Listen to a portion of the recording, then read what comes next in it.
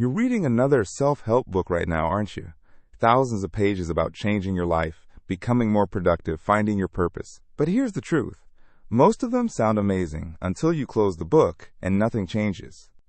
Today we're looking at 5 books that are different. These aren't motivational fluff.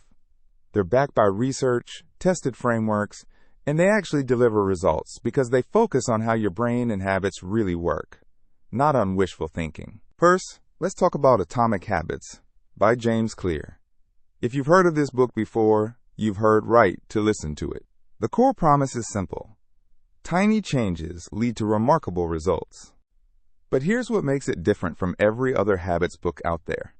Clear doesn't ask you to overhaul your entire life. Instead, he argues that the smallest improvements compound over time. A 1% better decision repeated 365 times doesn't make you 365% better. It makes you 37 times better. That's the power of compounding. The book introduces the concept of habit stacking. Instead of trying to build a new habit from scratch, you attach it to something you already do. Morning coffee becomes the trigger for 10 push-ups. Sitting at your desk becomes the trigger for 2 minutes of focused work. Your existing routines become the foundation for new ones. Clear also breaks down why willpower fails. He argues that you don't need more discipline. You need a better environment. If you want to drink less soda, don't keep it in your house. If you want to read more, put a book on your nightstand. You're not fighting your own weakness. You're designing your surroundings to make the right choice easy. Who is this book for? Anyone who's ever tried to change something about themselves and failed. Anyone who thinks they need a complete life overhaul when actually they just need consistent tiny improvements. This is the playbook for that. Next up, Thinking Fast and Slow by Daniel Kahneman. This one requires more mental effort, but the payoff is massive because it rewires how you understand yourself. Kahneman is a Nobel Prize winner in economics, and this book is about the 2 systems in your brain. System 1 is fast, automatic, intuitive. System 2 is slow, deliberate, logical. Most of our lives, System 1 is in control. You make decisions based on instinct and pattern recognition without even thinking about it. The problem is that System 1 is full of biases and mental shortcuts that often lead you wrong. Confirmation bias makes you seek out information that confirms what you already believe. Anchoring bias means the first number you hear influences all your estimates after that. Availability heuristic means you overestimate how common things are if you've recently seen them. Kahneman walks you through dozens of these biases and shows you how they affect money decisions, relationships, career moves, everything. The book doesn't promise to eliminate your biases. That's impossible. But once you're aware of them, you make smarter choices because you're questioning your own gut instinct. This book is for people who want to understand not just what they think, but why they think it. People in leadership, finance, or any field where decision-making matters.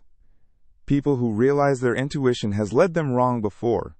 Number 3, The Power of Now by Eckhart Tolle. This one takes a completely different approach than the first 2. Tolle argues that most of our suffering comes from dwelling in the past or worrying about the future. Your anxiety about tomorrow doesn't exist in this moment. Your regret about yesterday doesn't exist in this moment. The only moment you actually live in is now, yet you spend almost no time there. He introduces the concept of the ego, or the voice in your head that narrates your life. This voice is constantly judging, comparing, worrying, planning. It creates a false sense of self based on your accomplishments, your failures, what people think of you. But that's not who you actually are. Tolle teaches presence through simple practices. Feel your breath. Notice the sensations in your body right now. Observe your thoughts without judging them. When you do this, you step out of the noise of your mind and into what he calls presence or being. This isn't mystical or religious, though Tolle draws from many spiritual traditions. It's about training your attention to exist in this moment, rather than in a story your mind is telling about your life. Who needs this? Anyone dealing with anxiety, perfectionism, overthinking, or chronic stress. Anyone who realizes they're always chasing the next goal, but never actually enjoying anything. Anyone who meditation appeals to, but they don't know where to start. Number 4, Deep Work by Cal Newport. In a world of constant distraction, this book is like a permission slip to focus. Newport defines deep work as professional activity performed in a state of unbroken concentration on cognitively demanding tasks. It's the opposite of shallow work, which is performed in distracted states and doesn't produce much value. The problem Newport identifies is real. Our attention has become a commodity. Emails, Slack messages, social media, notifications. Every platform is designed to interrupt you because interrupted attention is monetized. But the real progress, the real creativity, the real advancement in your career happens in deep work.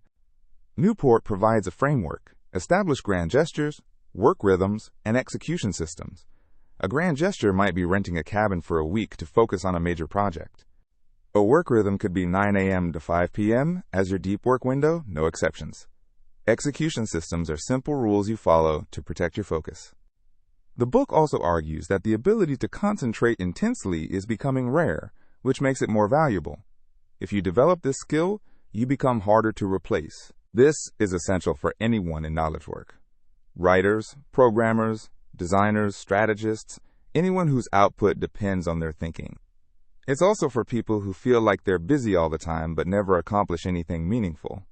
Final book, Man's Search for Meaning by Viktor Frankl. This one is short, powerful, and it changes how you think about purpose and suffering.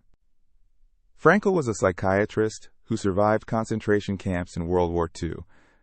The book combines his first-hand account of that experience with his psychological theory about why some people survived while others didn't. His core finding was unexpected. It wasn't the strongest or healthiest who survived. It was those who had a sense of purpose, a reason to keep going.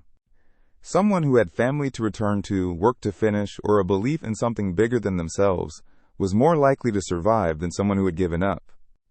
From this, Frankl developed logotherapy, the idea that the primary human motivation is finding meaning. You can endure almost any suffering if you understand why you're suffering. But without meaning, even comfort and security feel empty. Frankl argues that meaning comes from three places: creating work or doing something that matters to you, experiencing something beautiful or connecting deeply with someone, or the attitude you take toward unavoidable suffering. This book doesn't give you a formula for meaning. It helps you ask the right questions. What are you here to do? What would you regret not doing? What do you actually care about when everything else is stripped away? Who needs this? Anyone feeling lost, unmotivated, or going through the motions? Anyone who's achieved success but feels empty? Anyone questioning whether their life actually matters? So here's what ties all five together. They're not about motivation. They're about mechanisms. Atomic Habits shows you how change actually works. Thinking, fast and slow, reveals the biases clouding your judgment. The Power of Now teaches you to stop fighting your own mind. Deep Work shows you where real value comes from. Man's Search for Meaning asks you why any of it matters in the first place. You don't need more inspiration. You need systems, awareness, focus, and purpose. These 5 books give you all of that. Pick one that speaks to where you are right now. Read it. Actually apply it. That's where the real transformation happens. Check the description for these titles and let me know which one you're starting.